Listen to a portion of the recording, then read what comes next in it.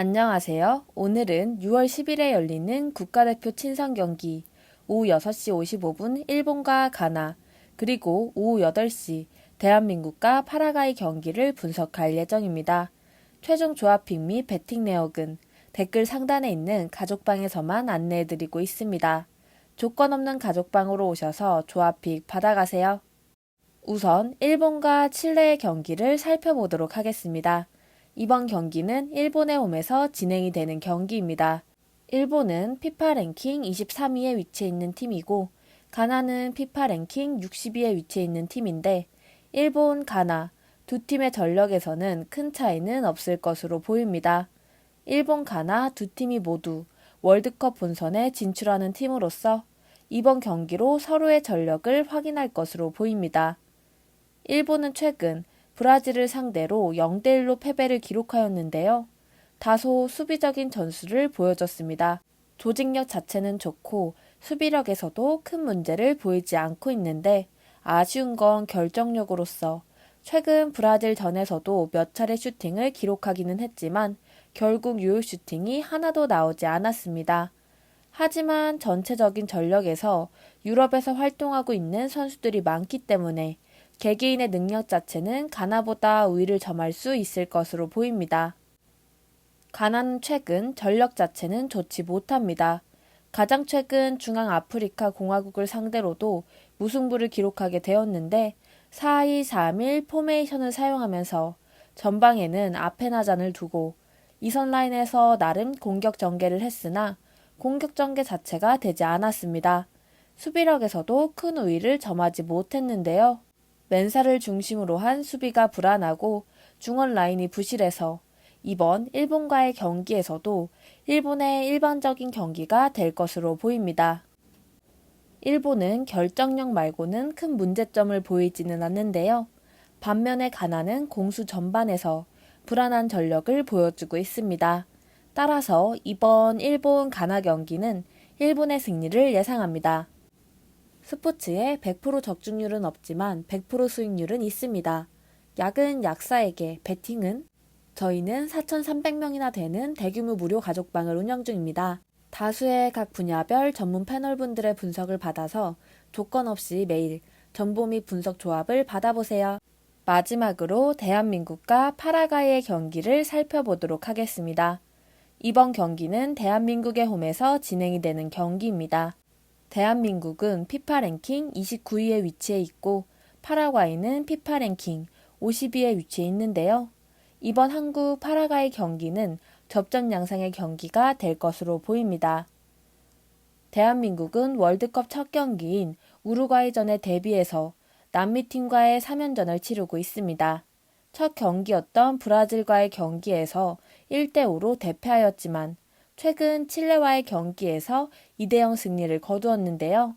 하지만 칠레는 세대 교체를 진행 중이었으며 이번 월드컵 예선에서도 탈락하며 좋지 못한 흐름의 팀이었습니다.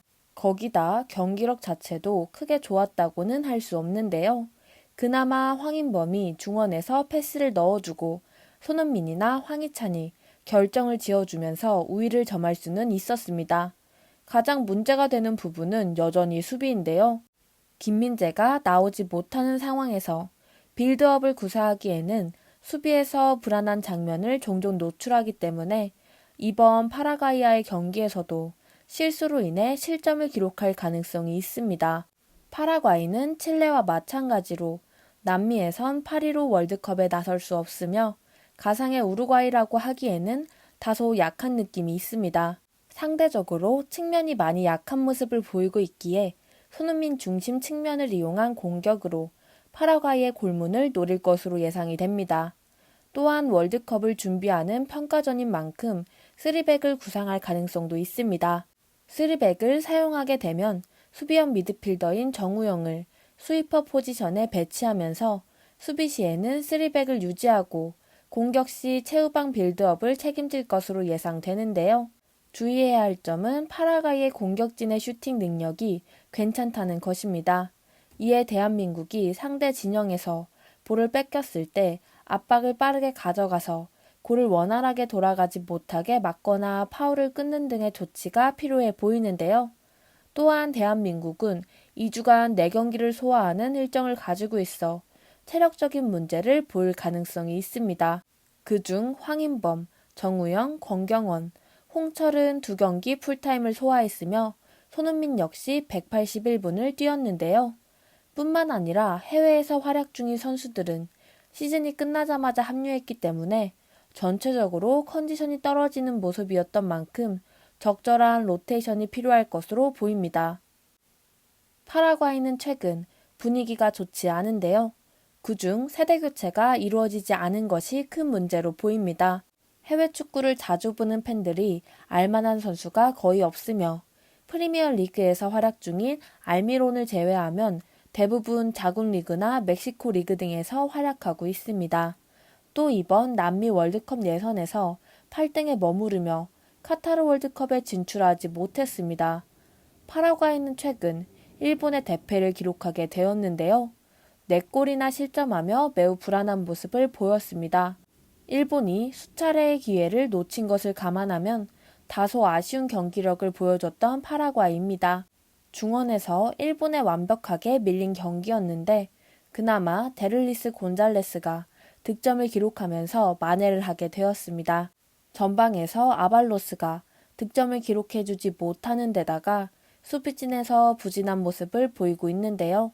파라과이 역시 세계적인 축구 전술 트렌드인 전방 압박을 시도했으나 압박이 제대로 통하지 않으며 지속적으로 측면에서 1대1 상황을 노출했습니다. 뿐만 아니라 앞선에 있는 자원도 전반 막바지에 체력이 떨어지는 모습을 보이며 측면에서 일본을 전혀 제어하지 못했는데요. 대한민국이 손흥민과 황희찬을 중심으로 한 해외파 공격진에서는 나름 좋은 전력을 보이고 있기 때문에 파라과이로서는 고전할 것으로 보입니다. 파라과이는 수비가 불안정하며 경기당 한 골도 넣지 못한 공격진 등 전체적으로 대한민국의 스쿼드에 비해 한 수 떨어지는 모습인데요. 가상 우루과이라고 하기에는 다소 전력이 약한 모습이지만 그래도 측면이 매우 약한 모습을 보이고 있기에 이번 경기를 통해 월드컵에서 만나게 되는 우루과이를 상대로 펼칠 전술들을 시험할 수 있는 좋은 기회가 될 것 같습니다. 이번 한국 파라과이 경기에서는 황희찬이 나오지 못하기는 하지만 황의조가 이전에 좋은 컨디션을 보였던 만큼 세대 교체 중인 파라과이를 상대로 대한민국의 일방적인 경기가 예상되는데요. 그렇기에 이번 대한민국 파라과이 경기는 대한민국의 무난한 승리가 예상됩니다. 최종 조합픽은 영상 하단 고정 댓글에 있는 조건 없는 무료 가족방에서 안내해드리고 있습니다. 영상이 유익하셨다면 좋아요와 구독, 알림 설정까지 부탁드립니다. 감사합니다. 이전에